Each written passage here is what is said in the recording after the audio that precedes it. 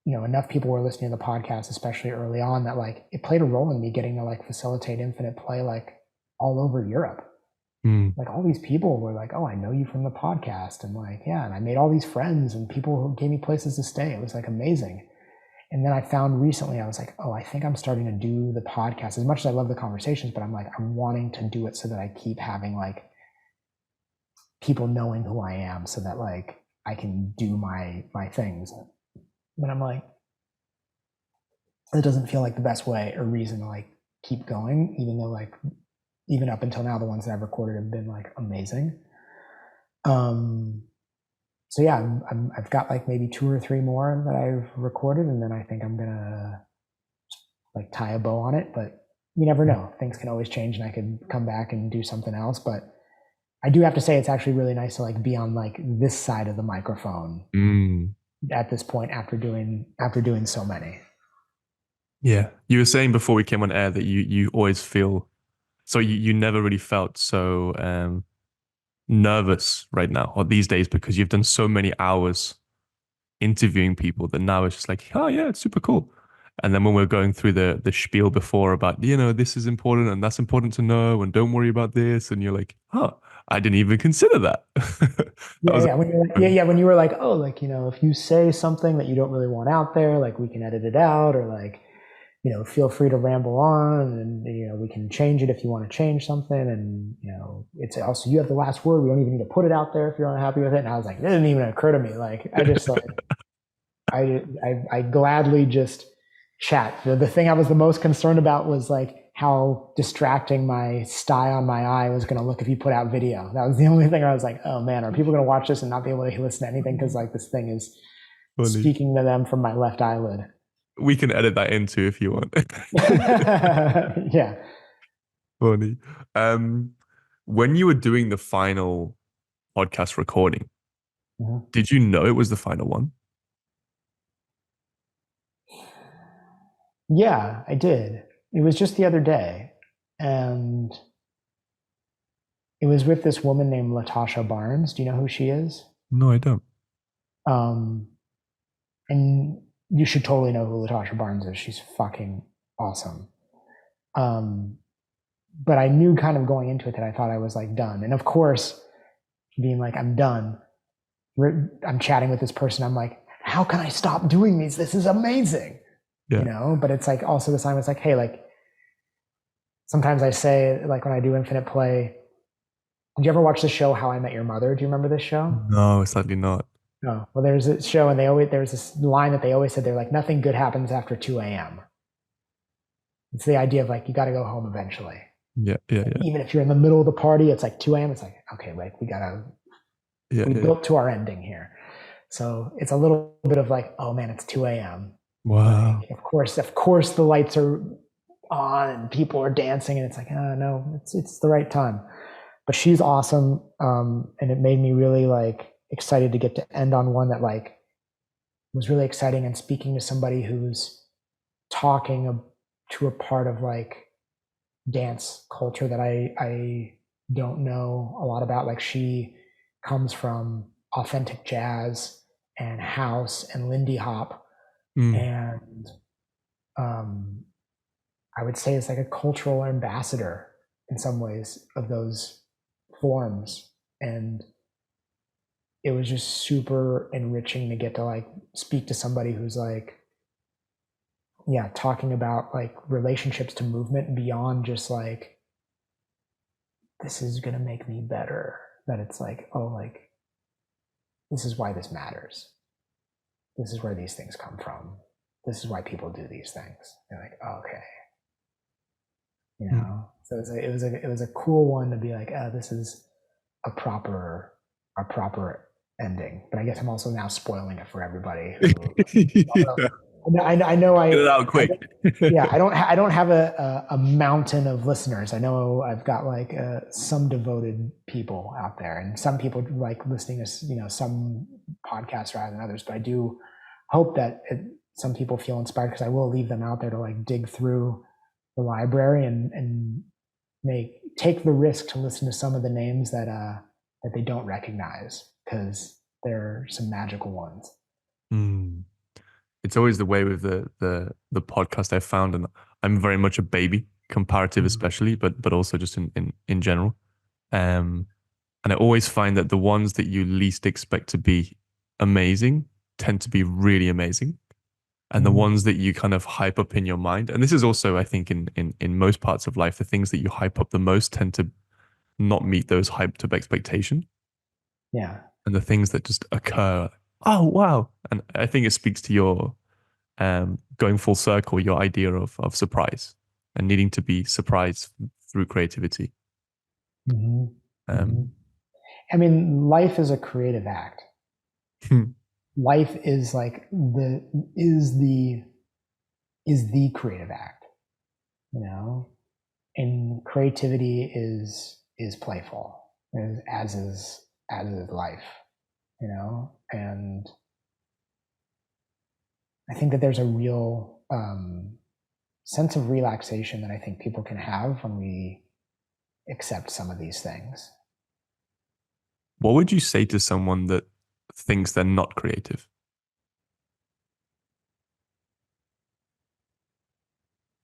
Mm. Well, I don't ever want to tell anyone that they're like wrong or that they should any.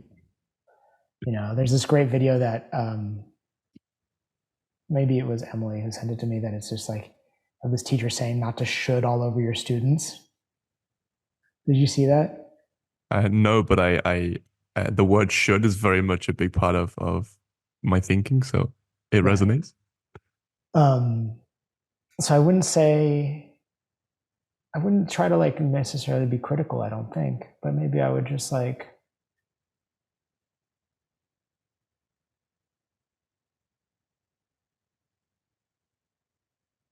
I would try to find like an opportunity to like create for them like the permission to do something creative, maybe, Mm. you know. But also like I don't need anyone to know. I think, you know, unless I feel like I sense someone's real heartbreak in feeling not creative, or that it's paining them, that like maybe I would make an effort to like let them see that they are. Um, but I don't need anyone to know. Like I know, you know what I mean? Like I don't need anyone to see it my way, or to feel it my way, or whatever. Um, but like, do I wish for people to like have that realization if they don't have it? Yeah, I hope so, because I do believe that there's like relief. I think that like when you know that you're a creative being, I think you probably have the potential to see that there are more options available to you. And it's that limitation of options that causes us to experience like anxiety and the stresses and the depressions and things. It's like that, like, oh God, like I don't have options. But when you're like, man, I'm a fucking artist. Mm. I'm creative. Like to know that you don't need to make money to do those things. That you are it, because that's like being a human, that's being like on this planet. Like, man, you might walk through the world and just see that there's like all these left turns that you can make when you were only making right turns. Mm. Because you like trust that like, man, when I turn left, like I'm gonna figure it out how to like do it. You Love know? That's what you call the podcast, right? Figuring things out. exactly, That's, exactly. Yeah, I love that. dude, I mean, like, amen to that. Like, that is really what it is. Like, people will, and I would say for teachers and facilitators, if they listen, it, I would propose that you give the people opportunities to figure things out. Like, that is, like, we think that the gift is that we've already figured it out and we are just helping you skip steps. But, like, have the courage to sit in the like discomfort of watching the people figure it out. Not even the big shit, like the little shit. You know, like I'll have people will propose a game and there will be like, oh, grab a partner, and it'll be odd numbers and there'll be a group of three. And I'm just like, you guys just figure it out. Mm. Figure out groups of three. And they do. And it's awesome. And then there have been plenty of times where like whatever the group of three has come up with, I'm like, all right, let's make groups of three because whatever they just created was like amazing. Yeah, agreed. You know? Where can people turn left and figure things out with Kyle Fincham? I mean, I've got lots of things. I don't even know where to start. I mean, of course, like if you're in New York, like Infinite Play is like always an offering. I think that I'm coming back to Europe at some point here. Actually, I know exactly when. And I hope that you'll come. You should actually write this down, Will, because it would Yes. be a fucking dream if you were there, actually. I'm doing a retreat in Germany in September. 4 days, 3 nights. Where in Germany? It's quite a big country. Just outside of Berlin, in between Berlin and Hamburg. Uh-huh. Okay. And it's like a train ride from Berlin. Someone will correct me if I'm wrong, but it's either just like a bike ride or even a walk from the train station to where we're doing the retreat, which I'm super excited about. And I really like the retreat format. So I'm doing like a bunch of retreats here in the US as well. And I'm trying to do like educational things. You got to be there for part of one of them, but I'm trying to do more because it seems like something people are super interested in, because I realize like I do Infinite Play and people are like, how did you get from like, hey, nice to meet you, to this thing that happened at the end? Yeah. And they're like, I want to help resources to get close to figuring that out a little bit. So I do, I've got an online facilitation seminar coming up in January. I'm doing a rough housing seminar because people love rough housing, especially when it's done like non-competitive and with the intention of being creative, adaptable, and cooperative rather than like competitive. And so I'm doing that in person, but I'm going to try and do one online. Because I have a vision for doing it online, like maybe asking people to make sure you have a partner or a group of people. Who knows? Maybe it's something that even like some like movement places want to do, where it's like the entire movement community who's there can be like on the screen, and I can like facilitate rough housing. Yeah. So yeah, but I just put it all on my website, let'sinfiniteplay.com. Yeah. I don't know if there's any other resources that I put out there, but that's what I got for now. And then of course the podcast, I hope that people will dig through, because there's some like magical humans I've had on who have really inspired and influenced me, whether you can see the direct line or not. Very much. I don't know if that's the question you were asking for about turning left, but I think that it very much. Yeah. I have to say, from my experience, the effort to move towards the education seminars and to give people that space to learn how to facilitate in the way that you're doing is a really lovely step. And I'm fully behind it. I really enjoyed it. Oh, thanks, man. I appreciate that. It's still, it's one of those things where it's like you're attempting to present something that's artistic. Like I've been to workshops, like I'm friends with Mike Fitch, who created Animal Flow, and he really generously invited me to like come and take the Animal Flow workshop. And it's very methodical, and like here's like these defined things, and helps you kind of like get through it. So like you walk out and you can do like, oh, like here's exactly how to do like level 1 Animal Flow. And what I'm doing is the other side of the coin.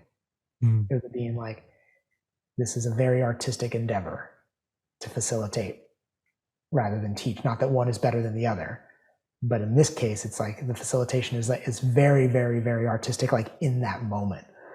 So to like make the effort to be like, to communicate how that happens is, it's taken a lot of work on my end to try to distill things down. Well, but I honestly wish you all the best with it. I think it's the top most meaningful creative endeavor, and I somehow feel inspired by it. And Oh, thank you for that. man, that means a lot. Thank you. Thank you for the conversation. Appreciate it. And that's a wrap on yet another conversation. We're up to series 3, which is amazing. Thank you so much for listening, for engaging, and for supporting if you're a beloved patroon. If you're new here, I'd love to just give you a small insight into the inspiration behind the podcast. It's based upon a favorite metaphor of mine, and it goes something like this. There were 5 blind folk walking through a jungle. They come across an impassable object. The first one goes to the object, reaches, feels the leg and goes, it's a big strong tree. The next one comes to the object, feels the side and says, no, it feels more like a wall. The next one comes up, feels what he thinks is a large snake. The next one comes and says, no, I think it's more like a spear. After all 5 perspectives are taken in, they realize that actually the impassable object is an elephant. And to me, this is synonymous with allowing various perspectives to enliven or enlighten one specific topic. The idea, therefore, is we engage with 5 different people every series. We interview them on the same topic, and we gain 5 unique insights into this topic. If you enjoyed this series, we also have some previous series. Series 1 was all around the idea of movement. Series 2 was all around the idea of injury.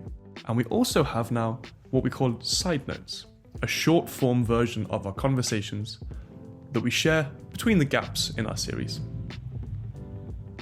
As always, it really helps us if you like and share this with your friends and family. We're a self-funded project and we're slowly growing step by step. We'd love to continue these interesting conversations with these amazing individuals for you guys to listen to. So please share. Thank you so much from Will and Harvey. Keep figuring things out.